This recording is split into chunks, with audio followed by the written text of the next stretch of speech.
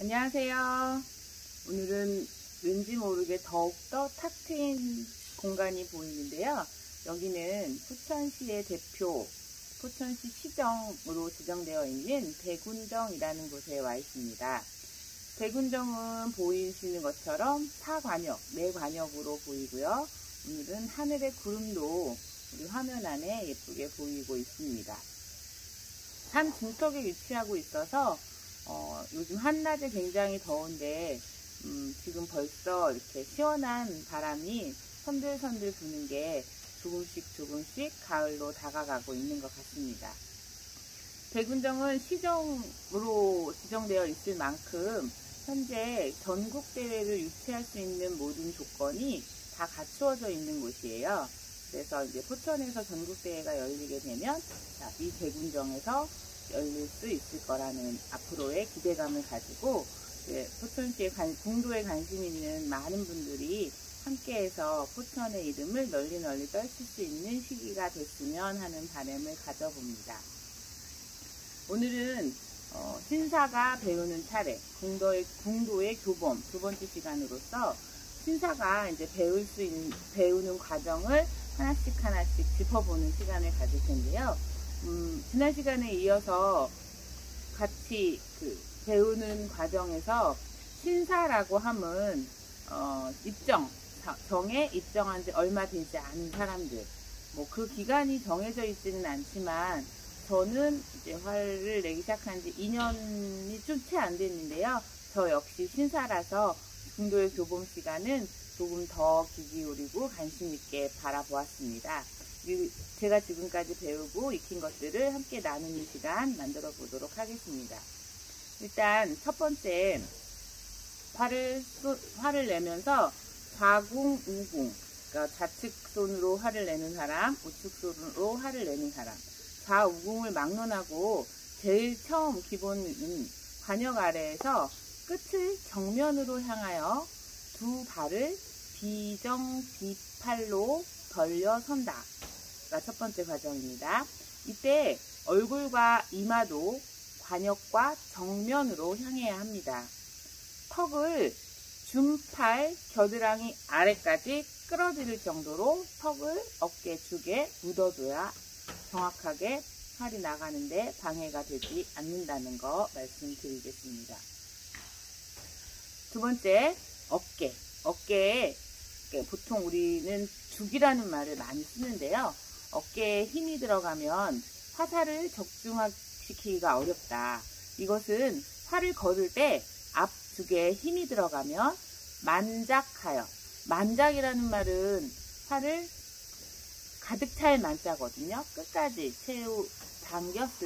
당겨서 방사할 때 어깨에 힘이 다하여 풀리거나 힘을 쓸 수 없기 때문에 활을 거둘 때에는 필히 앞 어깨를 풀어두고 가볍게 끌어당겨 만작이 될 때 힘을 주어야 중손이 흔들리지 않게 나갈 수 있는, 이게 바로 활을 쏘는 기본 원칙이라고 보면 될 것 같습니다.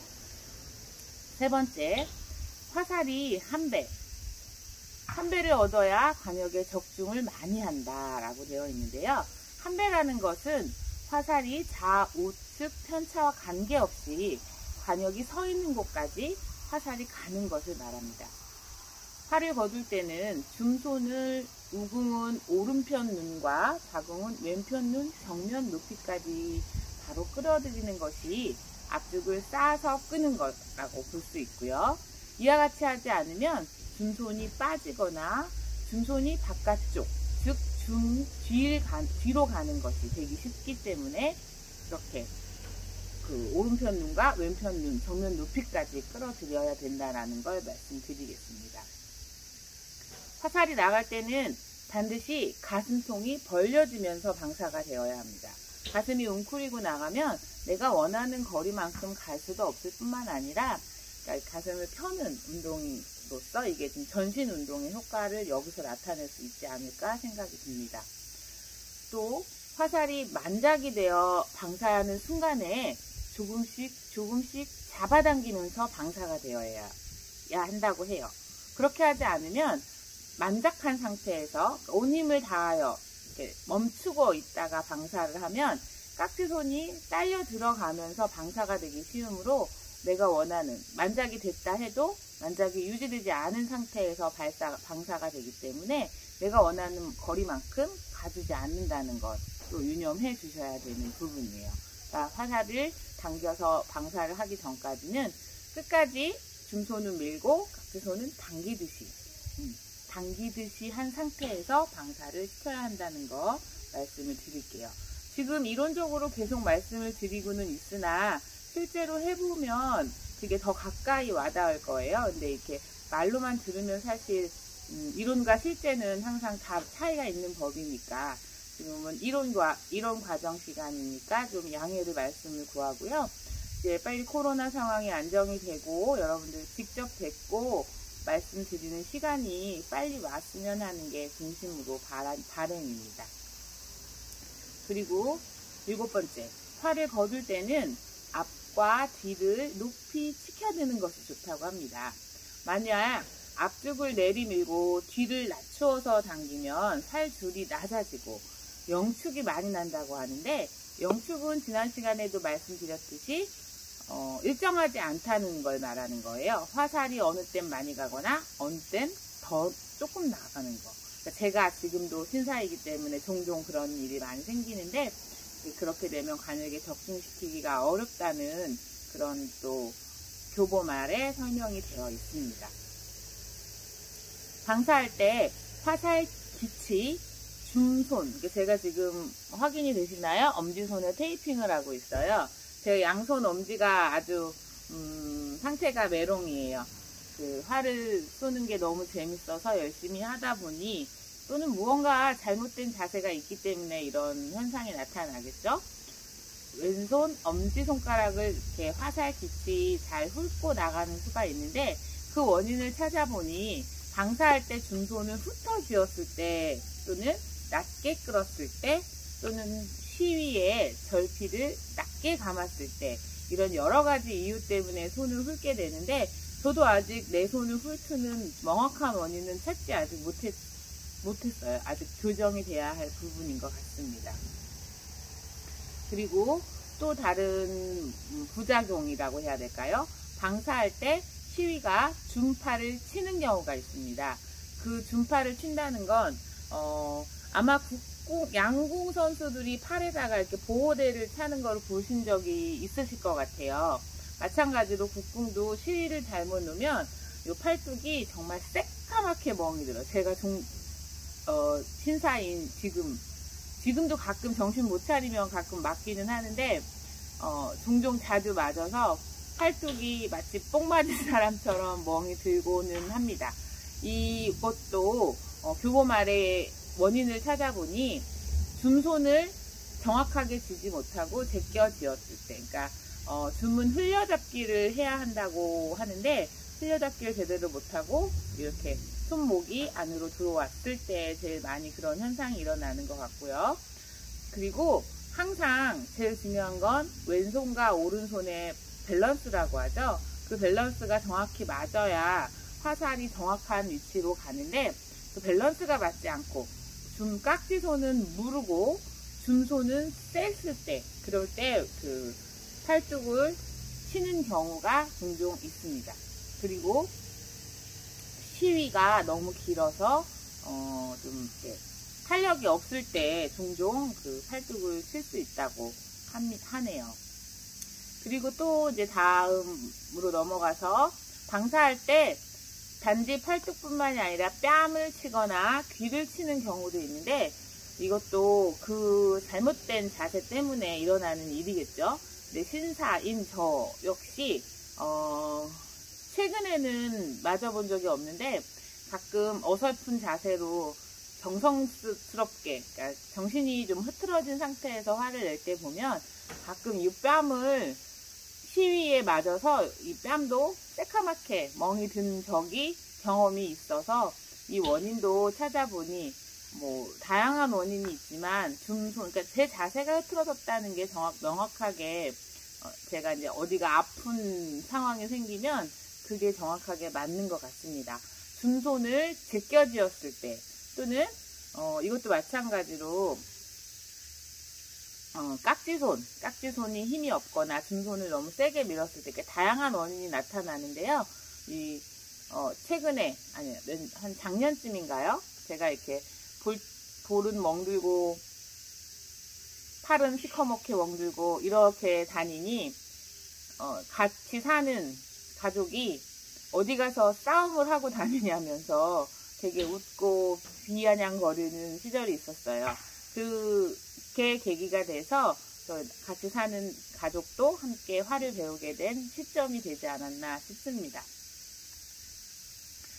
다음은 활은 되도록 자기 자신의 힘에 버겁지 않은 것으로 쏘아야 오랫동안 내가 지치지 않고 쏠 수 있다는 걸 꼭 명심하시기 바랍니다. 강한 활을 쏘게 되면 아무래도 화살이 빠르기도 하고, 그리고 이렇게 그 화살이 나가면서 그리는 포물선이 좀 작아지기는 하는 건 명백한데요. 내 힘에 버거우면 어깨나 팔꿈치, 엘보가 온다거나 여러 가지 신체에 무리가 가니까 항상 자신의 힘보다 더 무른 듯한 활로 쏘아야 된다는 걸 꼭 명심하길 바라겠습니다. 그리고 시위는 활의 힘에 따라 적당히 맞춰야 되는데, 시위라는 건 현을 말하는 거거든요. 그러니까 당기는 부분.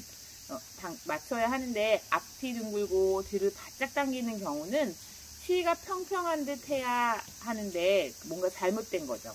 앞이 늘어진 중에 뒤를 많이 당길 때는 시위가 느슨한 듯 해야 적당하고, 팔이 길고 활을 많이 당길 경우는 시위가 팽팽하면 그만큼 활이 뻑뻑해지고 앞이 둥글거나 뒤를 바짝 끄는 경우는 시위가 길면 철렁철렁 거린다라는 걸 말씀을 드리는 거예요. 이거는 말은 좀 어려운데 실제로 해보시면 몸으로 느끼실 수 있다는 거 다시 말씀드릴게요.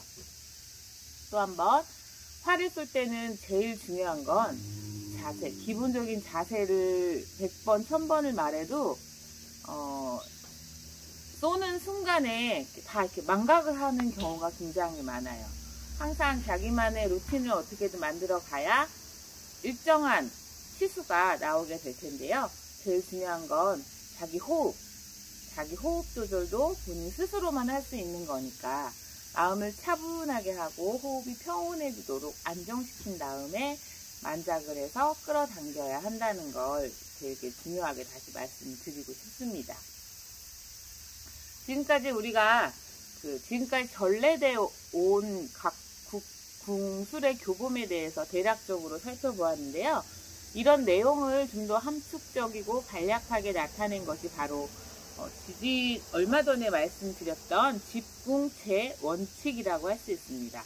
직궁제 원칙에 대한 걸 다시 한번 말씀드리면요.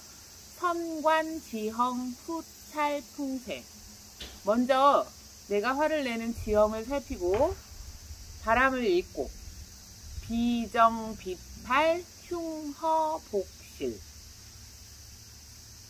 발의 발 디딤은 정자도 팔자도 아니며 가슴은 비우고 배는 단단하게, 그리고 전추태산 후악호미. 활 중소는 태산을 밀듯 하고 깍지소는 호랑이 꼬리를 잡아 당기는 것처럼 강하게. 이게 제일 중요한 건 밸런스라고 했죠. 그렇게 밀고 당기는 걸 얘기하는 거고요. 마지막 제일 마음가짐.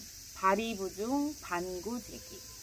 쏘은 화살이 맞지 않으면 그 원인을 자기 스스로에게서 찾아야 된다라는 게, 반드시 활을 쏘는 사람은 마음에 새기고 이 모든 것들을 몸으로 체득해야 하는 시간이 꼭 필요하다는 걸 말씀드릴게요.